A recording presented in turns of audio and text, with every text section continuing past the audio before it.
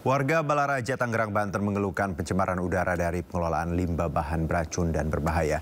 Debu dan bau menyengat membuat sejumlah warga mengalami sakit mata hingga gangguan pernafasan.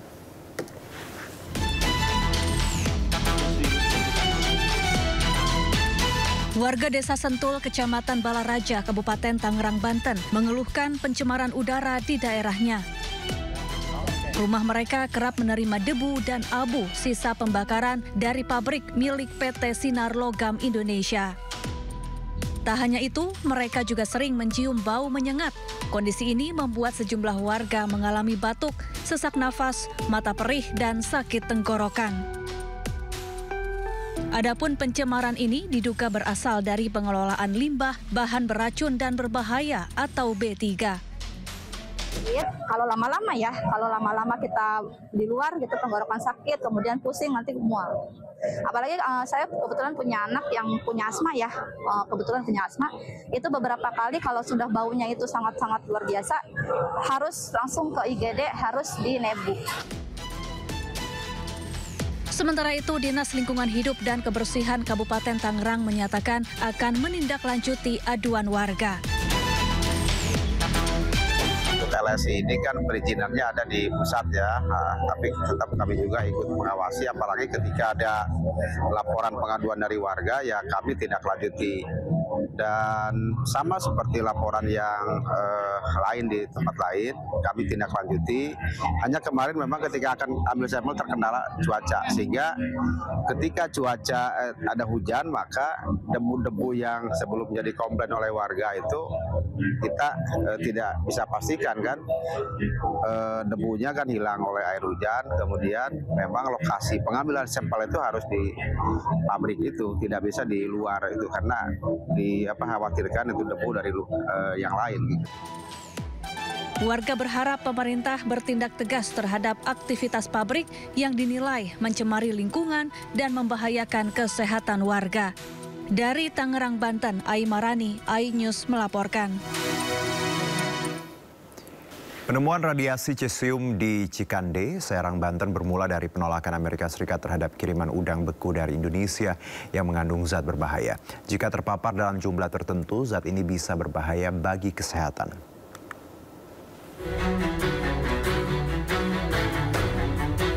Agustus 2025 lalu, FDA Amerika Serikat menolak kiriman udang beku dari Indonesia. Hasil penelitian di Amerika menunjukkan udang yang dikemas di sebuah pabrik di Cikande, Serang, Banten itu ternyata mengandung zat radioaktif berbahaya bernama radionuklida cesium 137. Pemerintah Indonesia langsung mengecek lokasi pabrik, hingga akhirnya ditemukan 10 lahan dan 22 fasilitas produksi di kawasan industri Cikande terkontaminasi cesium. Kementerian Kesehatan kemudian melakukan pemeriksaan kesehatan terhadap 1.562 pekerja dan warga. Menko Bidang Pangan Zulkifli Hasan menegaskan kontaminasi cesium 137 hanya terjadi di Cikande dan tidak pada rantai pasok nasional maupun ekspor. Pemerintah juga terus bergerak cepat menangani kasus ini.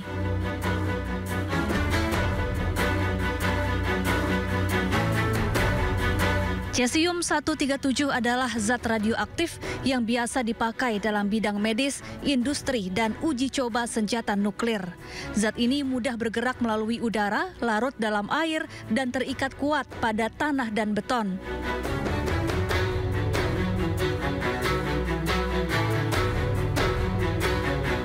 Adapun radiasi cesium ini berbahaya bagi tubuh manusia. Dalam jangka pendek bisa mengakibatkan mual, muntah, kejang-kejang hingga luka bakar.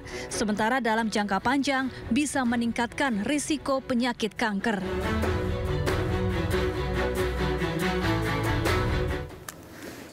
Kita ke informasi berikutnya, pemirsa. Pemerintah akan merelokasi warga di sekitar kawasan industri Cikande, Serang, Banten yang diduga terpapar radioaktif berbahaya. Ada 32 titik di Cikande dinyatakan terkontaminasi dan berpotensi mengganggu kesehatan warga.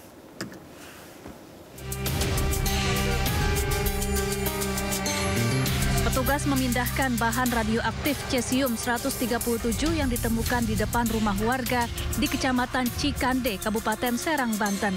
Penemuan ini membuat warga resah. Tanda bahaya radiasi juga terpasang di sejumlah titik di kawasan ini. Tapi banyak di sini? Banyak, ini bukan daerah sini aja, kemana-mana. Gitu. Yang depan rumah itu juga ya? Depan rumah itu yang baru-baru aja yang bunyi itu. Urugan juga, buat rumah juga ya, buat bangun rumah urugan. Ya? Kalau di sini enggak, saya nguruk ini aja. Nguruk doang. Nguruk di sini aja biar nggak becek gitu. Itu juga yang baru doang, kalau yang enggak. Tadi alhamdulillah udah diambilin sebagian, udah dialat lagi, nggak tahu saya alatnya apa, udah nggak bunyi. Anak-anak masih pada main di situ tadi? Anak-anak ya, karena kan rumah warga ya kan gitu. Emang nggak tahu ya. Ada 32 titik di kawasan Cikande yang terkontaminasi cesium. Pemerintah berencana merelokasi sebagian warga yang tinggal di kawasan terdampak radiasi.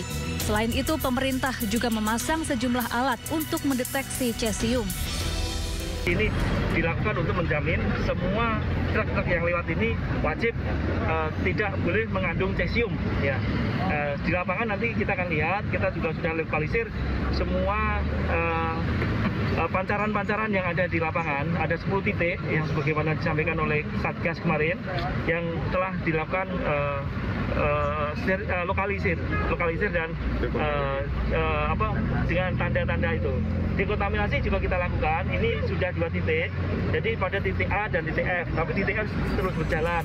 Radiasi cesium 137 terkuak usai Amerika Serikat menolak udang beku dari Indonesia Agustus lalu karena diduga terpapar zat radioaktif berbahaya. Pemerintah lalu mengecek lokasi produksi pengemasan udang di Cikande dan menemukan adanya radiasi cesium 137. Dari Serang, Banten, Mahesa Apriandi, iNews melaporkan. Menko Polhukam periode 2019-2024 Mahfud MD menyebut ada unsur kelalaian dalam tragedi robohnya bangunan di Pondok Pesantren Al-Khozini, Sidoarjo, Jawa Timur. Meski demikian, Mahfud berharap persoalan tersebut dapat diselesaikan dengan penuh kearifan. Berharap agar ini nanti bisa diselesaikan dengan baik, tidak perlu saling menyalahkan. Tentu pilihannya penyelesaian hukum dan kearifan kita. Untuk ini kita tidak bisa menghalang-halangi proses penegakan hukum, tetapi saya mengajak kita untuk memahami tentang bagaimana pesantren itu dilihat dari sebuah tradisi dan kearifan. Ada yang menyesalkan bahwa peristiwa Al-Khozini itu karena pembangunan gedung yang 4 lantai serampangan, tidak pakai arsitek, tidak pakai bestek, besaran teknik dan sebagainya. Itu mungkin iya dan harus itu dianggap sebagai kelalaian.